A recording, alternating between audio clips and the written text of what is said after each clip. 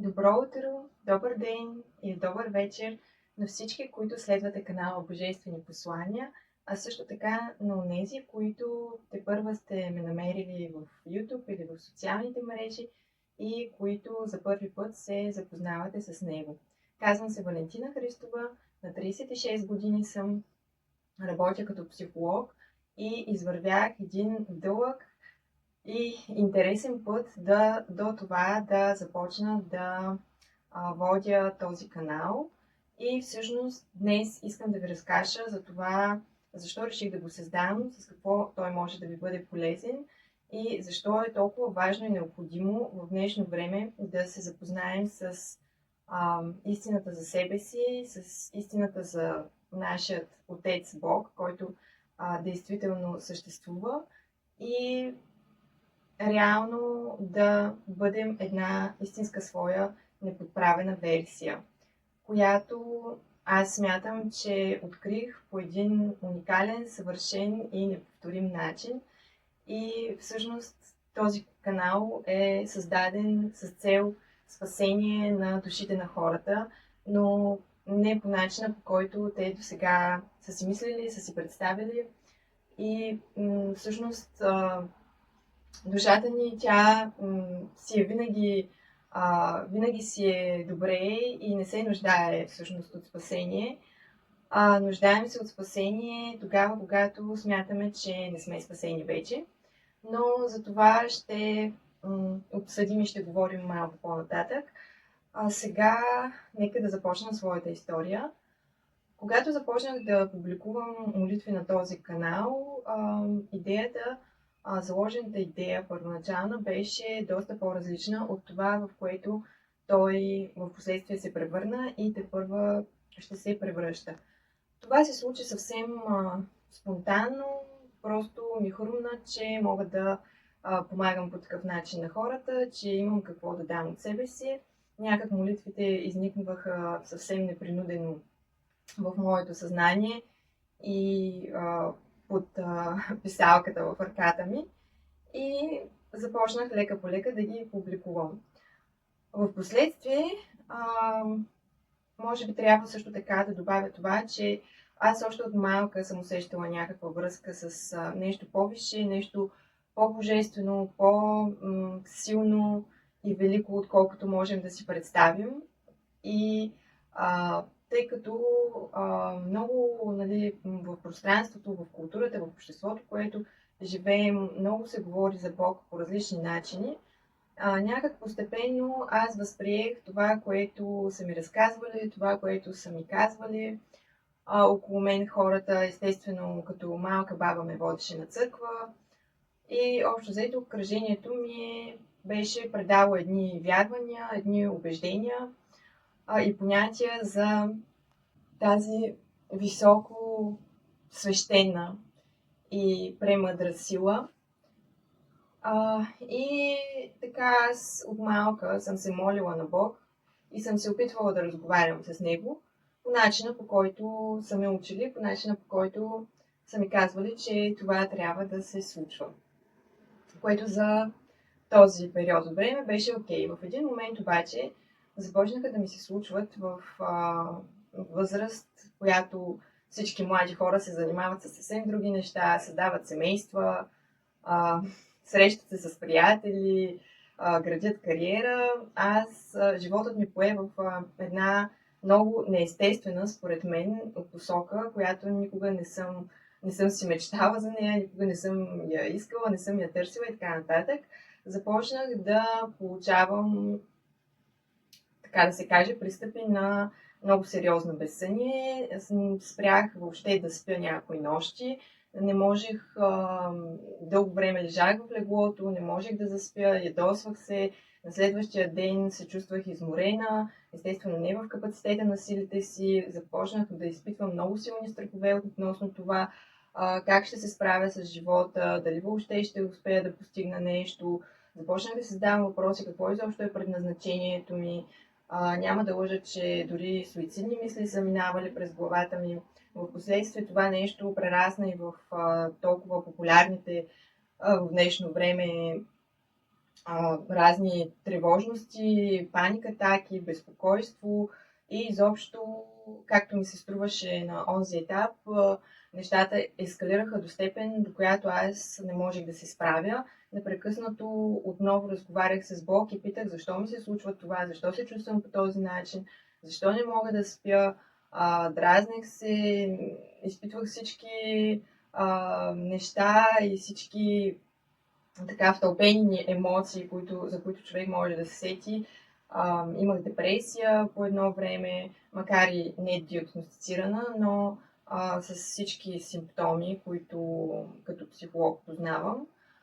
И в крайна сметка един ден, след като опитвах и научни, и не толкова научни подходи, просто една сутрин след поредната безсънна нощ и състояние на изтощение, на незнание какво се случва, на чувство на задънена улица, аз се събудих с едно усещане вътре в мен, с един тих глас, който ми нашепваше: сядай и пиши. И така започнах да пиша. Първо тръгна леко, после започна да става сякаш трудно. С дни, може би по 2-3 думи съм писала на лист, но сега осъзнавам, че всяка една от тези думи е била точната дума на място. След това изведнъж отново тази мисъл, това повише познание, както честно казано, след като прочетох всичко, което съм написала, за мен наистина стана ясно, че това е нещо, което е свръх високо, много по-голямо, отколкото който и да е може да си представи. Дори и сега изпитвам трепет, само като си помисля за това нещо и когато говоря за него.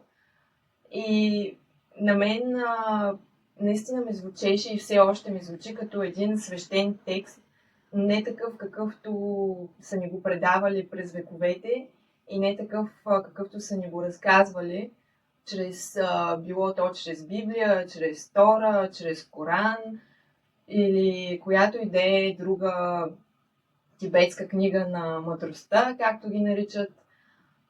Просто знанието вътре беше тотално различно от всичко, което се говори в днешно време за енергии, за чакри, за Бог, за йога. Аз също държа да отбележа, че съм се занимавала и с йога доста дълго време, така че имам връзка и с тези техники, дихателни упражнения, медитации, които се дават много често напоследък, които обещават чудеса.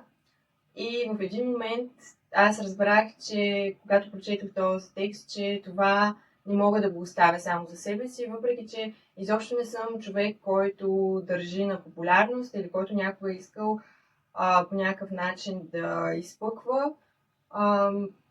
Реших, че щом това нещо е дадено на мен, то по някакъв начин, по какъвто и да е, трябва да достигне до повече хора. Именно за това съм тук сега пред вас и ви говоря тези неща.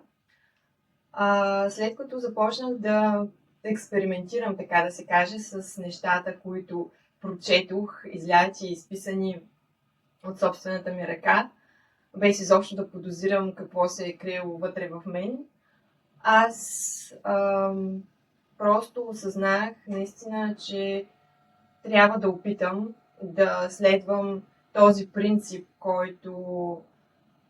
който е част от всичко живо, който описва животът, начинът, по който Творецът е създал земята, неговия умисъл, смисъла на всичко, което се случва.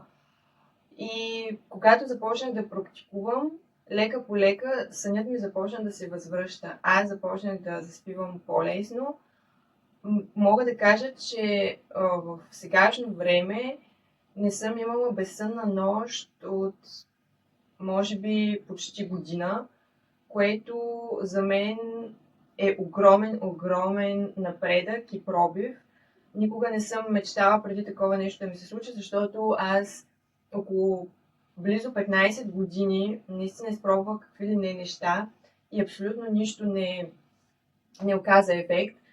Естествено, аз не мога да гарантирам, че това това ще повлияе по същия начин на други хора, защото все още за мен лично, въпреки че това знание твърди, че е старо колкото света, защото описва първоначалното сътворение, но въпреки всичко аз мисля, че на никого няма да му попречи да опита целебните свойства, които аз усетих и да прецени сам за себе си дали това нещо наистина работи за него, дали наистина има смисъл в това, което казвам или не.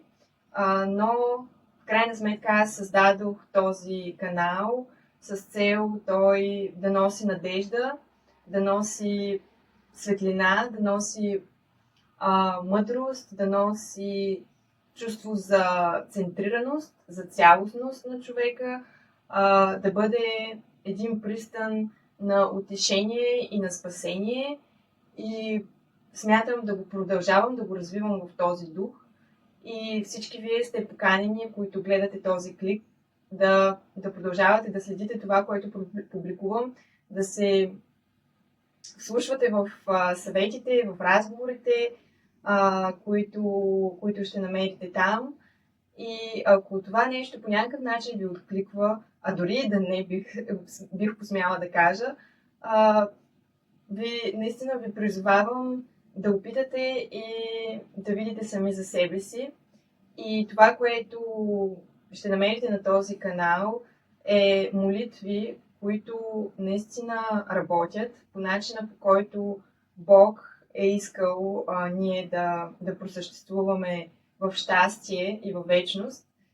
И всъщност истинската история на християнската религия също е записана там, която е доста по-различна от съвременното шарлатанство, отново няма да се побоя да кажа, което ни се предлага и което, макар и за някои хора вече да не играе толкова водеща роля, все още до голяма степен управлява света заради определени вкоренени мисли, възприятия за света и за начина, по който той функционира.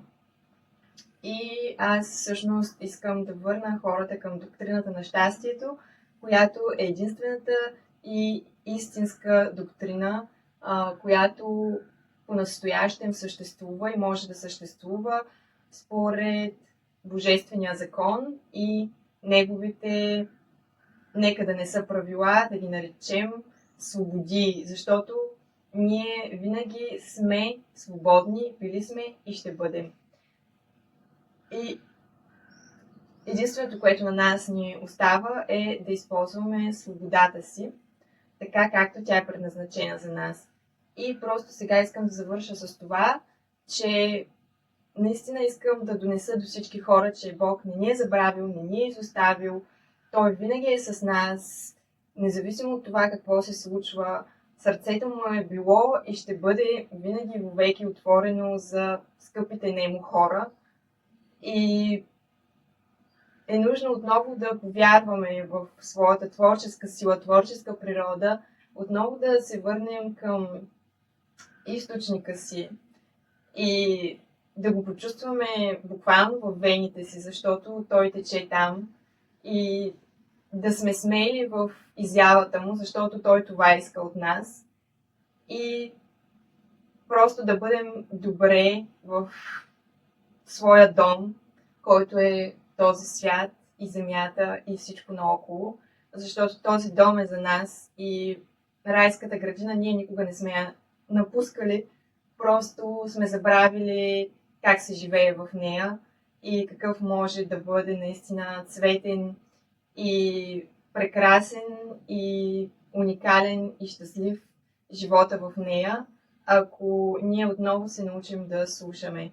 А какво точно трябва да чуем и как, на базата на какво работи всичко това, което до тук изброих, можете да разберете, като си пуснете вече направените аудиозаписи, за които не претендирам, че са с перфектното качество или са направени по перфектния маркетингов начин, но това, за което гарантирам, е, че са искрени. Удоволствие беше да си поговоря с вас. Надявам се Надявам се по някакъв начин да успея да достигна до този, който трябва и това е просто бъдете такива каквито сте, защото това е достатъчно. Вие сте достатъчни и вие сте цялостни. Това е едно от най-важните предания, които Бог има да ви каже. И така, до нови срещи. Обичам ви, обичайте се. Всичко добро!